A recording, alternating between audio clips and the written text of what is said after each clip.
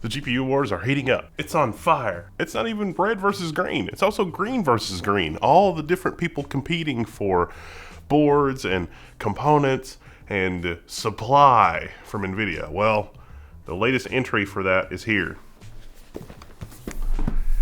This is the MSI Suprim X. Will this be the first GPU to break the 2 GHz GPU core barrier? So this is MSI's premium build, the premium take on both the 3080 and the 3090. I've got a separate video coming up on the 3090 in the not too distant future. It's a more expensive card. It's for a different market, let's say, perhaps.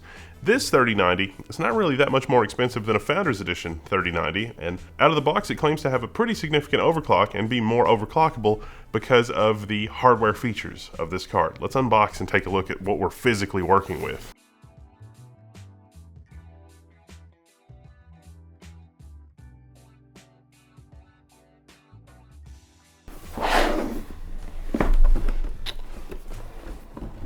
Feels pretty premium. All right, so in here you've got your drivers, your postcards, your welcome message. It's pretty good stuff. In here we've got Suprim X, change the game. Tri-Frozer 2S thermal design, Torx fan 4.0, core pipe, MSI Dragon Center, dual BIOS. Comes on silent by default. You're going to want to change that to performance unless you want a whisper quiet super silent machine. Airflow control, close quarters heat pipe and heat sink. Support included anti-bending strap. There's also a support copper base plate, Mystic Light, and Afterburner. Yeah, Afterburner is actually great software. It doesn't matter if your GPU's not an MSI GPU, you can still use Afterburner to monitor your stuff. It's darn good. We use it for pretty much all of our benchmarks. MSI has put a lot of work into it, and it's genuinely a very appreciated piece of software. So thanks, MSI.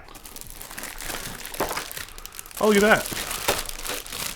Got a really killer mouse pad in there. Pretty awesome. All right, so we've also got this thing. Cross-threading is bad. Ta-da. No matter what kind of machine you got a support thing for this GPU.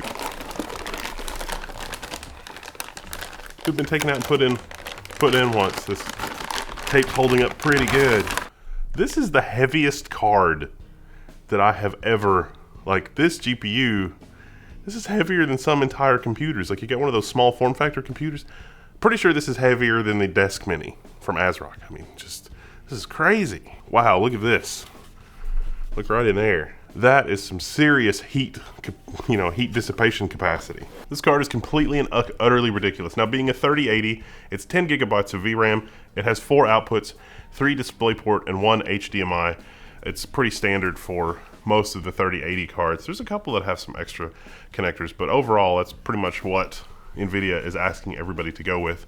This is a 3-slot and then a little bit design. So you're definitely going to want to have 4 slots clear for breathability, but if you have like a vertical GPU mount that's only 3 slots, this will probably work fine as long as it can get sufficient airflow in front of the card in that vertical mount. Although generally I don't recommend vertical mounts. MSI's gone all out here with their aesthetic. It's honestly very impressive. It's a plastic and metal combination shroud. This part is metal, this part is plastic, but this card feels solid in my hands. It's completely bananas. The heat sink here, the fins, the fin density, the number of heat pipes, the placement of the heat pipes. We've got 3 8-pin CPU power connectors. They're the standard connectors, not the other connector that NVIDIA opted to use on their reference models, the Founders Edition models. Pretty elaborate setup here for the back plate cooling pins. We've got a mix of high-end capacitors because there was capacitor gate, but not really, that was a driver issue. Right out of the box, you got silent mode and gaming mode. I'm gonna flip that over to gaming mode because I want to achieve 2 gigahertz on the core clock here for game mode. If only we had a super high-end system to experiment with. Oh wait. This is our 5.3 gigahertz Intel 10900K system. It also has an MSI Z490 EK, custom loop setup. I've got an EK pump in here. I've got a 360 millimeter radiator, the Coolstream radiator. It's in our fractal vector case. So this is our test system, at least for now. Yes, I do have testing coming with a 5950X, don't worry. This is a motherboard that you get that comes with the monoblock for the CPU and the VRMs, 5.3 gigahertz. This system is one of the quietest systems that I have to be as absolutely ridiculous as it is in terms of clock speed, 5.3 gigahertz, the Intel 10900K. So, here's our Suprim 3080. Let's shove it in there. Ooh, it's a long one. The way this fractal case is, you can actually mount a drive shelf in here to hold the GPU instead of the foot if you want to. I started to do that, but then I was like, let's just show off the foot. The thing that's super impressive about this is that, even this system running at full operation, this is basically how loud it is. Even the GPU, at least at stock settings. Now, when you overclock the GPU, you can definitely hear the fans ramp. This is whisper quiet. Even if this is right next to your head on your desk, you can't hear this. And there's a pump in there, and a 360 millimeter radiator, 3 Vardar fans at reasonable RPMs, and the 3080 Suprim from MSI. This is a really killer setup for silent but no compromises gaming. This is one of the most exciting things about this build because there's serious competition in the GPU market. I mean, the performance of the 3080, especially when you take the 2080 Ti into account, like how much you were paying for 2080 Ti and how much performance you got, the 3080 is insane. Add to the fact that there is serious competition in the GPU market, even outside of just Team Green's components. It is completely and utterly insane. This setup where you can overclock this card, 2100 megahertz, 2000 megahertz. Now out of the box, it's not 2 gigahertz. It's like 1985, 1955, 1975. Those are the game clocks that I was seeing. But out of the box, to get that high, pretty good. But then being able to use MSI Afterburner, change your power target, be sure that you update the BIOS from silent mode to performance mode, slide the little switch. Over 2 gigahertz in games is seriously impressive. Seriously impressive because of the build quality, seriously impressive because of the actual real world performance. It's not just placebo that this, 3-slot plus cooling solution is as insane as it is, but also it comes in at quite a bit less of a cost than a full custom loop setup. Obviously adding a GPU backplate to this particular setup, because I've got a monoblock on the motherboard, that would be a pretty good move. But a monoblock GPU is going to be more expensive than this one, at least the ones that I could find at the time of this video. So I don't know that I would recommend a monoblock unless you already had literally everything else. If you've got a more ordinary system, like this is for benchmarking, like the best case scenario type thing, if you got a more ordinary system, the cooling performance of this cooler is completely insane to be able to achieve those 2 gigahertz core clocks on this GPU. And the price isn't over $1,000 US. In fact, it's quite a ways under that, assuming that the scalpers aren't involved and assuming that supplies is kind of a thing. So when you look at the game performance, it holds up really well. It holds up much better than a 3090. In fact, for game performance, I don't think you would buy a 3090 for game performance alone. Ray tracing, well, Team Green versus Team Red, I think Team Green pretty clearly has the victory, at least for now, when we're talking about purely ray tracing stuff. I mean, it's really awesome that AMD's been able to pull off ray tracing with their, current 6000 series GPUs, but I think Team Green's a little ahead there.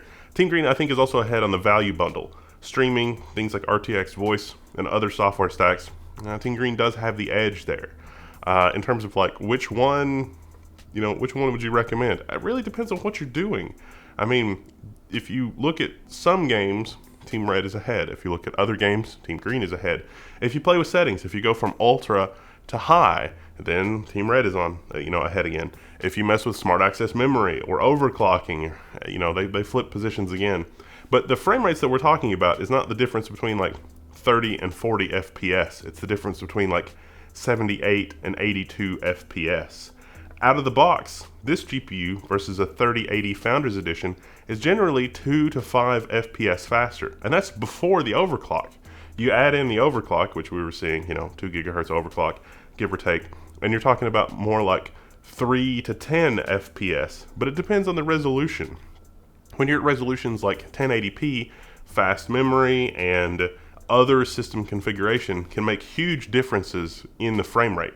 But it's still kind of absurd frame rates. So, like 150 to 160 FPS. I mean, the percentage gain really isn't that much. But if you've got really fast memory and dual channel memory and stuff like that, it can make more of a performance difference as long as the GPU is not the source of the bottleneck. But in real world gaming, the GPU is the source of the bottleneck because you would rather game at, 1440p at say around 70 or 80 FPS, I would think, versus 1080p at 150 FPS. I mean, going from 60 to 90 FPS in a game, you can really feel that.